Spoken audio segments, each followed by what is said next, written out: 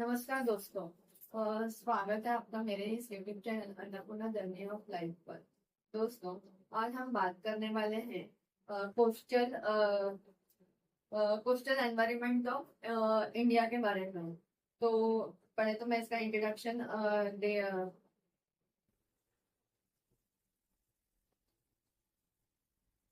हाँ, जो इंडिया का फर्स्ट ऑब्जर्वेशन है ना कोस्ट का, कोस्ट ऑफ इंडिया है ना, वो ना ट्रॉपिक्स में होता है। और कोस्ट ऑफ इंडिया ना इंडिया ना वेस्ट कोस्ट है, ईस्ट कोस्ट है, और coast of Lakshadweep, Lakshadweep Andaman, coast of Lakshadweep Andaman and Nicobar islands है। तो ये हमें इस वीडियो में हम ये सारे देखेंगे। तो टोटल कोस्ट लाइन जो है ना इंडिया का, वो है 7,517 किलोमीटर। और वो है ना 9 कोस्टल डिस्ट्रिक्ट स्टेट्स हैं और 4 यूनियन टेरिटरीज है दोस्तों। तो हाँ, 9 स्टेट्स है और 4 यूनियन टेरिटरीज है। उसमें से पहला आता है, हम अगर वेस्ट से आएंगे तो गुजरात, महाराष्ट्र, गोवा, कर्नाटका, केरला। और फिर ईस्ट में अगर हम आते हैं तो तमिलनाडु, आंध्र प्रदेश, उड़ीसा और वेस्ट बंगाल, ये 4 आते हैं।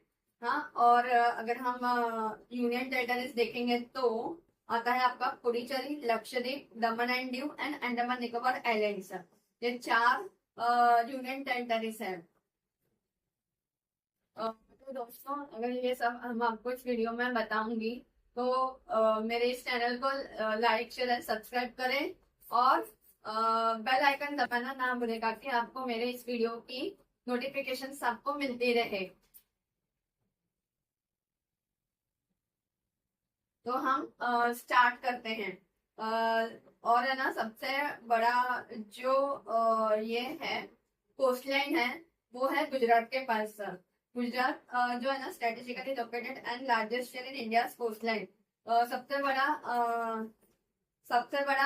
कोस्ट लाइन है गुजरात। सेकंड है आंध्र प्रदेश। थर्ड है तमिलनाडु। फोर्थ है केरला और फिफ्थ है उड़ीसा।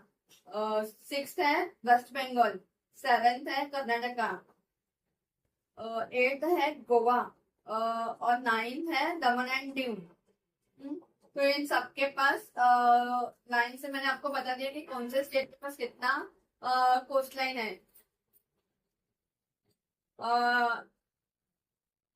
फर्स्ट गुजरात है, सेकंड आंध्र प्रदेश है, तमिलनाडु है, फोर्थ केरला है, फिफ्थ महाराष्ट्र है। तो फर्स्ट 5 तो ज्यादा करके तो फर्स्ट 5 भी पूछते हैं यूपीएससी के लिए। तो यूपीएससी एमपीएससी कोई भी एग्जाम दे दो, फर्स्ट 5 तो पता होना चाहिए। ओके, तो उसके बाद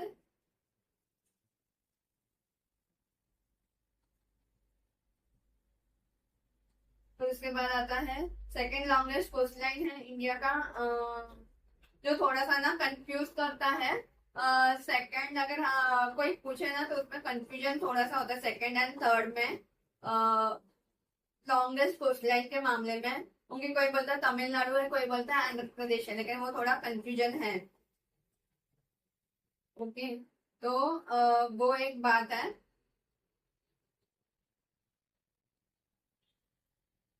हाँ, तो कोई जो है ना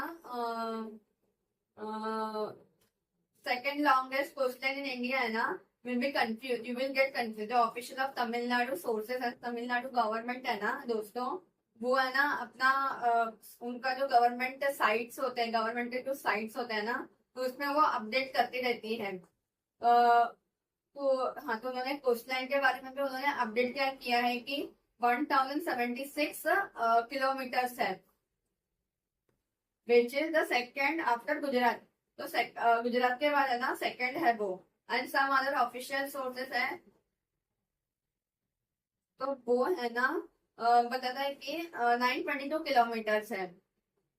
Similarly, government data of Andhra Pradesh states that in a state has second largest, that is 972 to 974 kilometres है। तो आंध्र प्रदेश का गवर्नमेंट क्या बोलता है कि 972 से 974 के बीच में उनका किलोमीटर है, कोस्ट लाइन का किलोमीटर है। ओके, फिर information on internet is copied from each of the same that not a single source is authentic. तो ये जो है ना, हम अगर नेट पे जाके देखेंगे ना कि किसका सेकंड और थर्ड में कौन सा तमिलनाडु है या आंध्र प्रदेश है, तो कोई भी सही तरीके से सही कोई भी नहीं बता रहा है। आपको सब इधर उधर का ही बता रहे हैं, तो इसलिए हम उसको हाँ उसको हम ये नहीं कर सकते हैं। Data is adjacent table and sources reported as Center of Environment Studies and it seems to have corrected or to my belief. ये शायद करेक्ट दिया गया है एंड को भी हम इसे डाउटफुली ही समझना चाहिए। The length of the coastline of Indian mainland is 6,100 and which has been divided in the adjacent table. तो 6,700 का ये है टोटलिंग आता है कोस्टलाइन का, और 22% जो है ना 22.6% total coast of India the islands Andaman Nicobar islands, Lakshadweep, Daman and Diu islands, the exclusive economic zone that is EEZ of India covers area of 23 lakhs 5,143 square kilometer enclosed within a 200 nautical miles, that is 370.4 kilometers from the land, and out of this 16 lakhs 41,514 square kilometers is shared by the India's coast of mainland, while 6,63,629 square kilometers is Andaman and Nicobar Islands. This implies that the area of continental shelves, Indian continental shelf, that is 4,68,000 square kilometers are under national sovereignty. ये जो है ना सारा Indian national sovereignty के under में आता है। Various points of view, Indian coast are very much important. India has a large coastal wetlands which cover the area of 41,401 square kilometers. This is about 27.13% or 13% of the total area covered by the wetlands in India. In contrast, within the inland wetlands, coastal wetlands are much less. However, the inland wetlands of India cover 1,05,649 square kilometers, which accounts inland wetlands of India share around 69.22% of the total wetland area.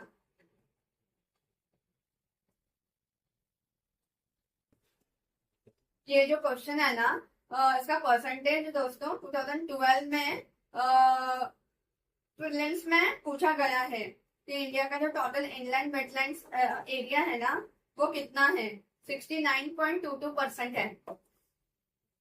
और origin of the western and eastern coast of India is generally attributed to the faulting and subsidence of the Arabian Sea and Bay of Bengal towards the close of Eocene period. This implies that the alluvial deposits along this coast are very recent origin, ranging from the Pliocene to the recent times. तो यहाँ पर है ना दोस्तों ज्यादा करके तो वो परसेंटेज ही पूछते हैं, बाकी का तो स्क्वायर किलोमीटर कोई पूछता तो है नहीं। तो हमें परसेंटेज याद रखना है, हर एक चीज का परसेंटेज। और हाँ मोस्टली हमें परसेंटेज और उसका जो कोस्ट लाइन है ना नंबर 1 to 5 हमें वो याद रखना है। और टॉप 5 या टॉप 3 टॉप 5 तक तो हमें याद रखना, 10 याद रखने की जरूरत नहीं है, बट टॉप 5 का हमें कंपल्सरी याद रखना है। तो ये था थोड़ा बहुत इंट्रोडक्शन। दोस्तों अभी हम वेस्ट कोस्ट के बारे में वेस्ट कोस्ट और ईस्ट कोस्ट और अंडमान निकोबार के बारे में ना हम नेक्स्ट वीडियो में देखेंगे। तब तक के लिए जय हिंद और thank you for watching my video. ये छोटा सा इंट्रो था, हम डिटेल्स में west coast, east coast, Andaman Nicobar और लक्षद्वीप इसको हम डिटेल्स में देखेंगे मेरे इस नेक्स्ट वीडियो में।